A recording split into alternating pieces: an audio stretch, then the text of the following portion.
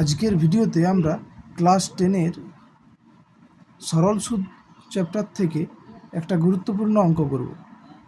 দেখো, আসল ও 5 বছরের সরল সুদের অনুপাত দেওয়া আছে 10:3, তাহলে সুদের হার নির্ণয় করতে হবে। তাহলে এখানে দেওয়া আছে সময় t = 5 বছর, আসল ও সুদের অনুপাত দেওয়া আছে 10:3। তাহলে ধরি আসল সমান 10x টাকা ও সুদ সমান 3x টাকা। এবার আমাদের সুদের হার নির্ণয় করতে হবে। তাহলে ধরি সুদের হার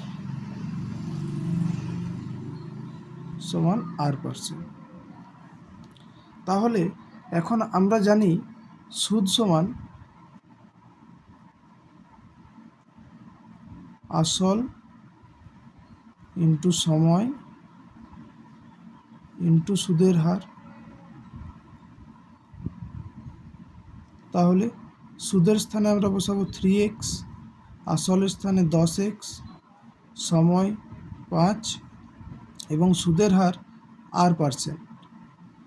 যদি পার্সেন্টটা তুলে দিই তাহলে নিচে 100 আসবে। এখান থেকেই আমরা আর এর মানটা বের করব। অতএব R = পাবো কি 3x into 100 divide by 10x into 5। তাহলে এখানে x কেটে যাবে, 10 একটা শূন্য কাটলো, 5 2 10, তাহলে উত্তর আসছে 3 দুগুণে 6। অতএব আর এর মান আসছে R সমান 6। তাহলে বার্ষিক সরল সুদের হার হলো 6%।